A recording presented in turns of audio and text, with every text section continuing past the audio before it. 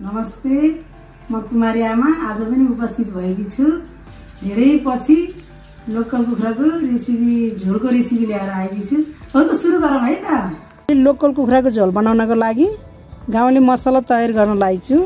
सिलौटामा पिसेर पहिला सुरु मरौटी, अनि त्यहाँबाट मरिच, खुर्सानी, ल्वाङ, यो जिरा धनिया मैले आज सिलौटामा पिसेर मसिनो गरेर गाउँले झोल बनाएर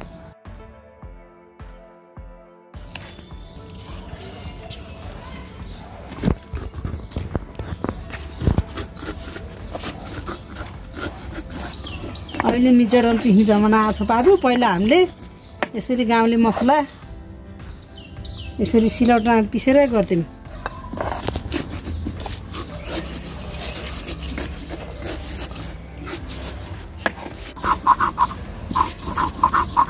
यो मसला पिस्दा पिस्दै एकदम मिठो बास्ना आएको छ। एकदम अरू मसला बजारमा किनेको भन्दा यो मसला एकदम राम्रो हुन्छ। पहिला हामीले यसरी सिलौटामै पिसिन्थ्यो सधैँ गाउँ घरमा।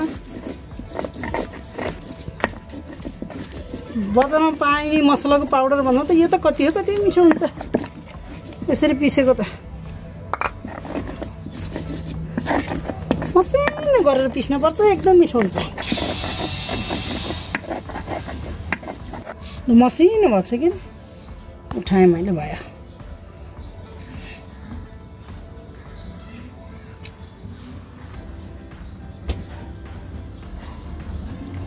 हाम्रो गाउँले मसला तयार भयो। मैले लोकल कुखुराको मासु पखाल्न लागि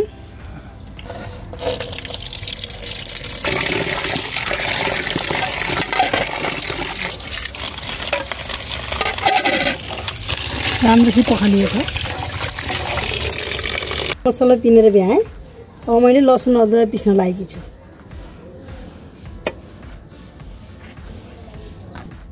इचाडमा पिनेको भन्दा यो सिलौटामा पिनेको एकदम टेस्टी हुन्छ।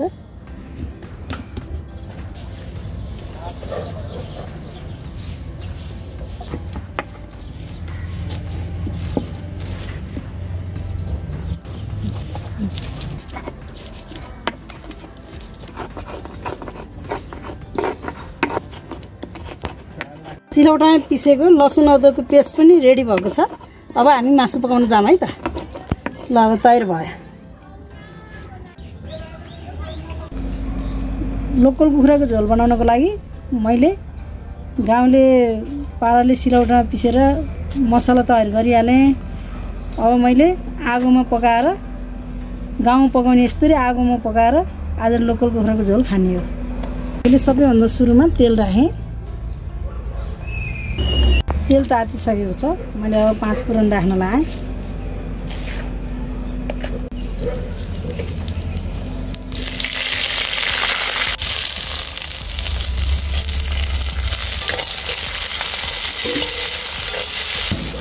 खबर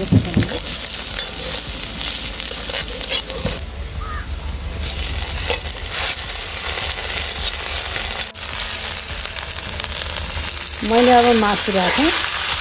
मासु पर भुटेँ। मैले यो अगाडि खुर्सानी अघि नै पकाउन पर्ने थियो, फेरि एकदम खार लाग्छ भनेर अनि मासु भुटेपछि राखेको।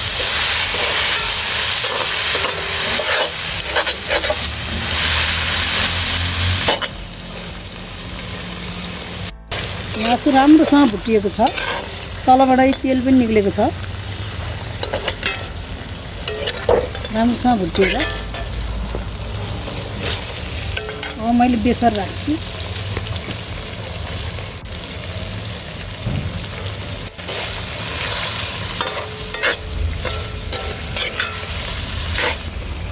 तेलपछि अब नुनको पालो।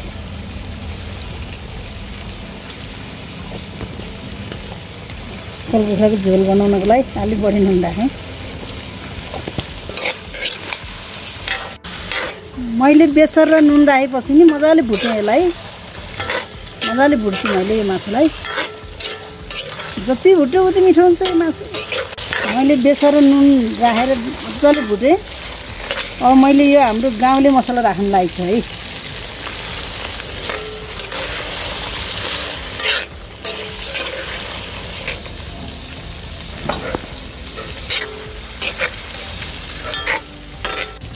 मसला राखेर नि एकदम राम्रोसँग भुटेँ मैले। मसलाको पानी सुकेर पनि तेल निक्लेको छ। तेल निक्लेको छ। गोलभेडाको पालो।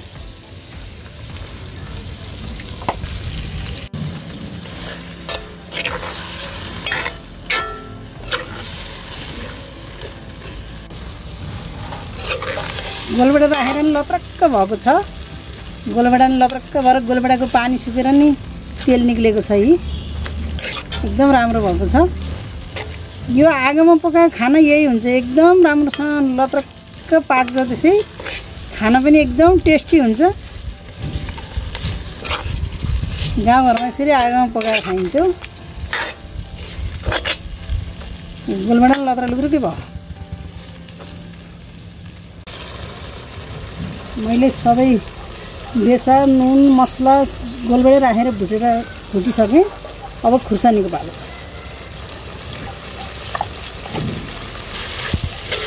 ठुलो खुर्सानी राखेर नि एकछिन चलाउँछु मैले। गरम मसला राख्न लाएँ। यो गरम मसला कसरी बनाउनु रहेछन् कुमारी आमाले भनेर हेर्न मन लाग्यो भने हजुरहरूले चियाको भिडियो हेर्नु होला। मेरो चिया र काडा पानीको भिडियो हेर्नु होला। त्यही मैले सबै गरम मसला कसरी बनाउने भन्ने सबै त्यही देखाइछु हजुरहरूलाई। अब लसुन प्याजको पत्ताको पालो।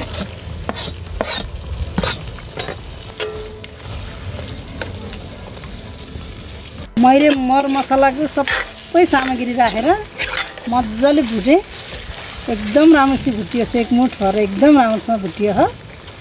अब मैले पानी राख्न लाएँ।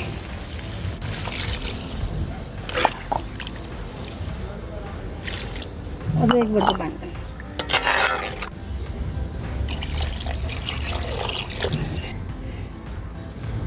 टम्म कराईभरि पानी राखेँ।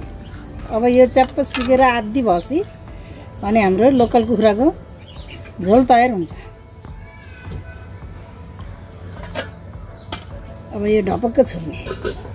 मैले 5 मिनट जस्तो छोपेर पकाएँ। कस्तो भएछ हेरौँ है त। कति राम्रोसँग पाकेको छ।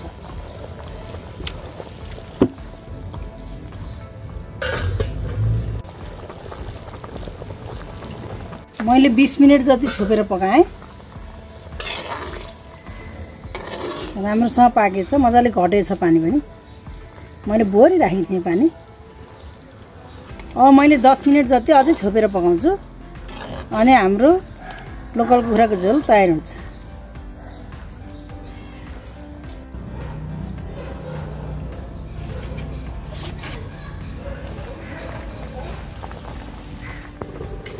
सबै अरे मैले आधी घन्टा पकाएँ मजाले। हाम्रो लोकल कुखुराको झोल तयार भएको छ।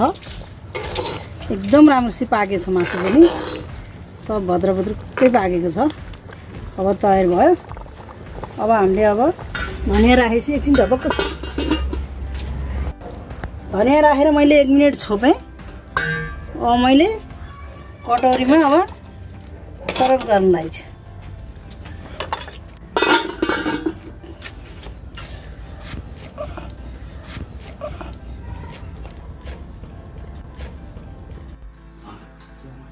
आजको भिडियो कस्तो लाग्यो हजुरहरूलाई?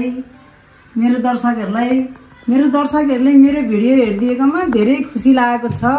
यसरी नै हेरिदिनु होला। कुमारी आमालाई साथ सपोर्ट दिनुभयो। हजुरहरूले धेरै खुसी लागेको छ। सब्सक्राइब नगरे भए सब्सक्राइब गर्नु होला। लाइक शेयर सब्सक्राइब गर्नु होला। नगरे भए सब्सक्राइब पनि गर्नु होला। हस् नमस्कार। फेरि भेटौँला।